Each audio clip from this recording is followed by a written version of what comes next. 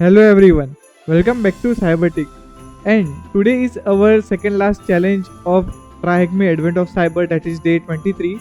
And now we are going to discuss about a different tactics of brute forcing the creds by using anti-LM hash to access Active Directory, which we also called as Coerced Authentication, which means that forceful authentication. So without wasting any time, let's get started.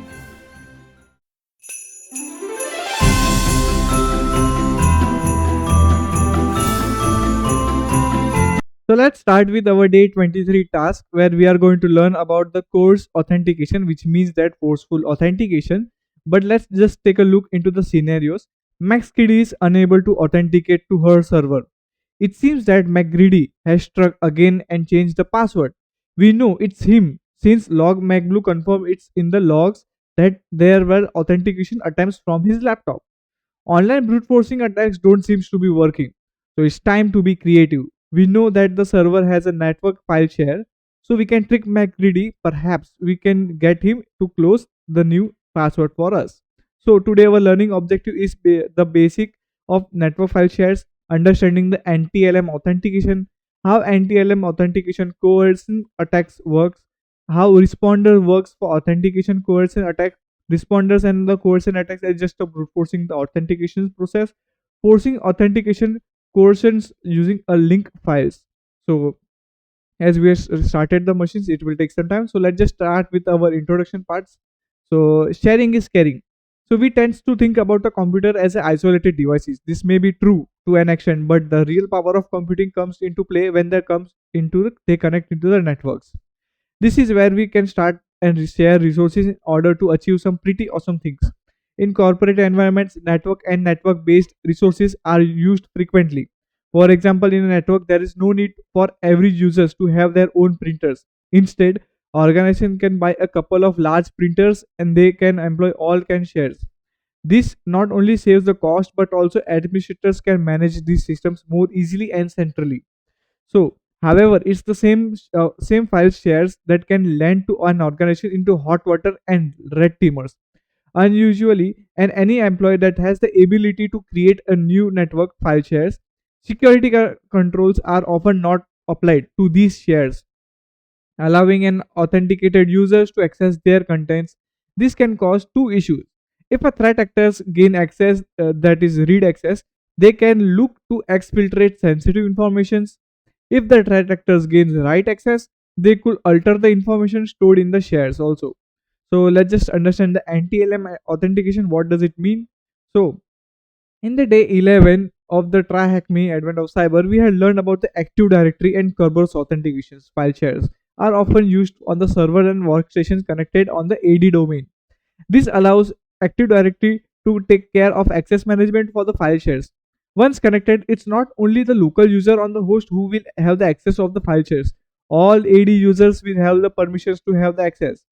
Similarly, we have saw on that day 11, Kerberos authentication can be used to access these file shares. However, we'll be just focusing on the other popular authentication protocol, that is anti-net and anti-LM and the anti-LM authentication.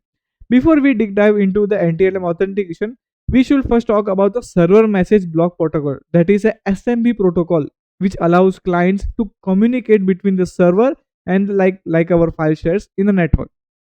In network that use Microsoft Active Directory, SMB governs everything in the inter-network file sharing to remote administrations. Even the out-of-paper alert the computer receives when you try to point a document in the work of the SMB protocols.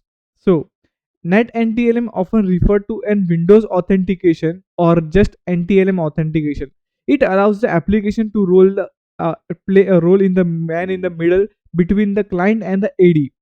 Net NTLM is a very popular authentication protocol in the Windows and is used for the various device services, including SMB and RDP. It uses Active Directory environment as it allows servers to pass the buck of the AD for the authentications. Let's just take a look over here. So when the application sends a particular request, it sends to the server with the username and it obviously share the server to the domain controller with the unencrypted passwords.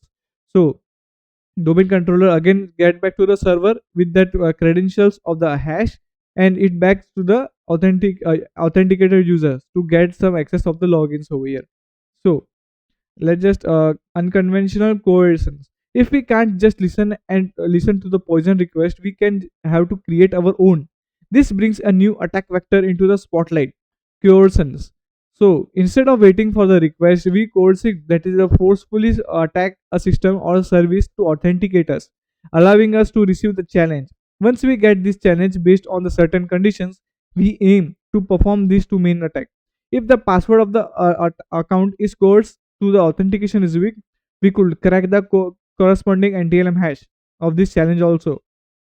If the server or the service security configuration is insufficient, we could attempt the relay the challenge in order to impersonate the authentication accounts. So we are just focusing on the coercing the connectee for this task. We will just focus a bit more about the coercing the users into the authentication to us.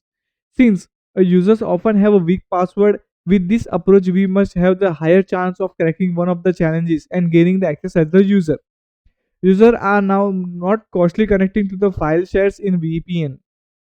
So we simply run a responder and hope for the best. So the question remains, how we can coerce a user to authenticate to something we control. So let's just put it to all together. If we have the right access to the network file shares, we can create a sneaky little files to coerce between those users to authenticate to our servers. We can do this by creating a file. When we received or the viewed file the file browser, we will just coerce authentication automatically. There are many different file types that can be used for this, but they all work similarly. Coercing authentication by requesting that element such as files icon is loaded from a remote locations. So we'll be using the NTLM theft tool to create this document. If you're not aware about this, so let's just start with that. So let me just copy the command. Let me just open the terminal over here, and as we are already root, so let me just paste it directly.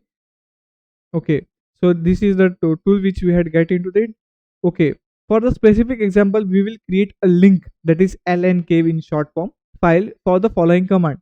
So this is the command, and the NTLM hash is the NTLM theft is the Python tool. So let me just type a ls over here, and you can see there is a documentation license and the Python script readme and the templates over here which we can perform it. So let me just copy it, and in the attacker IP, let me just add our own terminal IP, that is 10.10.36.227. Okay, and -f stealthy, it means that very sharp and a very brute forcing kind of thing.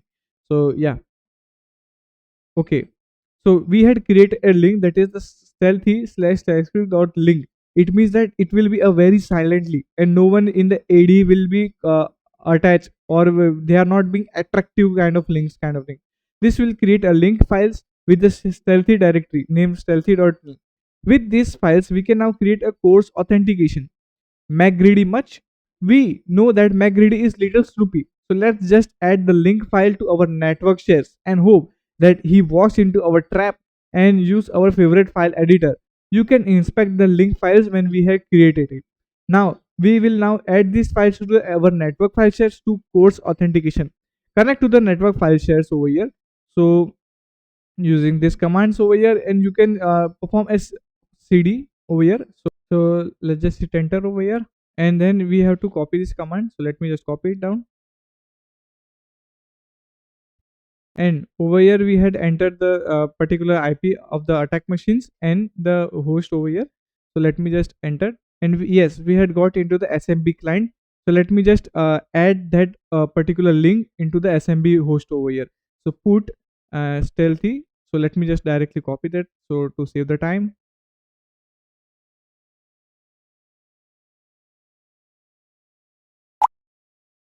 Yes, so our link has been successfully added into the SMB client servers. So if you perform a dir over here, and you can see that stealthy.link has been added. Okay, so now first our command will connect to you to share as a guest. The second command will upload the files, and the third command will list all the files for the verifications. Next, we need just to run a responder over here to listen for the incoming authentication attempt. We can do this by running the following commands in the terminal. So let me just copy the command. So responder -i to interact with that particular console over here. So let me just copy it. Yes. So our responder has been started. If you are not using the attach box, you have to use it. You will have to replace the ENS5 with your TUN adapter. Okay. So let's give a 𝑀acReady a couple of minutes. He might taking a hot chocolate break right now. So let's just take a look into the greedy one also. So what the greedy keys they have? Greedy keys.txt. Okay, it has been fetched over here. So let me just hit an exit over here and then ls. Okay, cat greedy and hit tab. Okay, and you can see there is a word list of the password. So it will be useful for our brute forcing. And till now the 𝑀acReady has not been pinged up directly. So let's just wait for a few more seconds. So as you can see that we had get a ping back from the administrator over here, and you can see the username as well as the hash of the, that is, it's not just a regular hash, it's an NTLM hash over here. So let's just copy that thing. So copy, Control Shift C, and then I'm just opening a new terminal over here. So nano and hash over here, or else directly we have to add it into the John the Ripper. So let me just directly get into the stealthy. So nano hash.txt, and we have to just paste that NTLM hash. So paste it, Control O, enter, Control X. Okay, cool. Now we have to use a John the Ripper command, where the John is the tool, and we are giving a word list, that is the greedy keys.txt, where we had seen there is a list of the passwords, and our hash.txt, that is our NTLM hash. So let me just copy the command. First let me clear the terminal, and yeah, and hit enter. Yes, so we had got a username and a password over here. That is, the password is greedy_grabber10, and the username is obviously an administrator over here. So now how we have to get into that?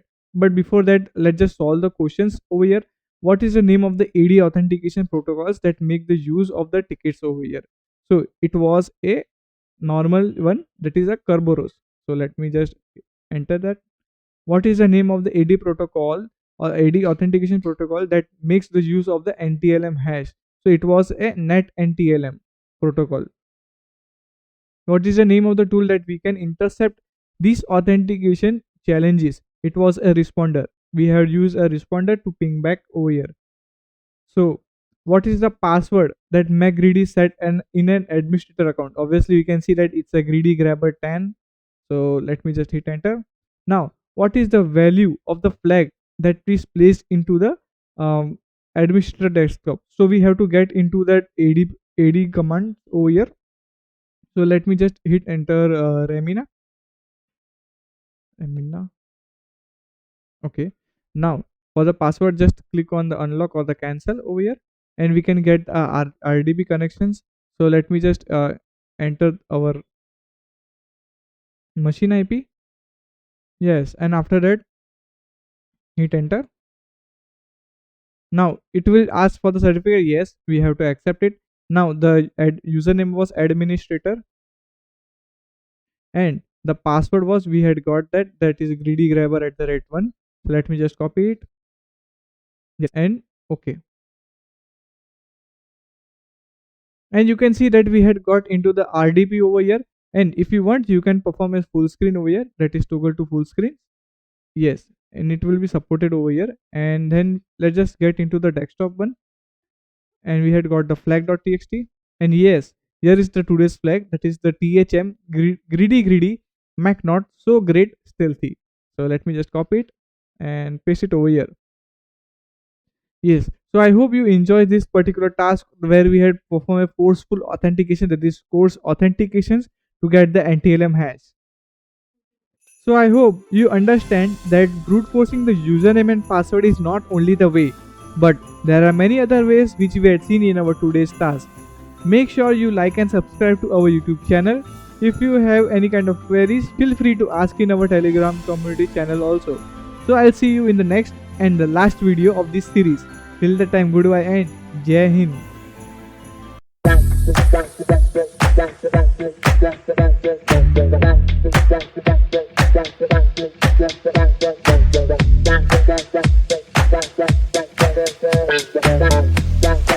Bye.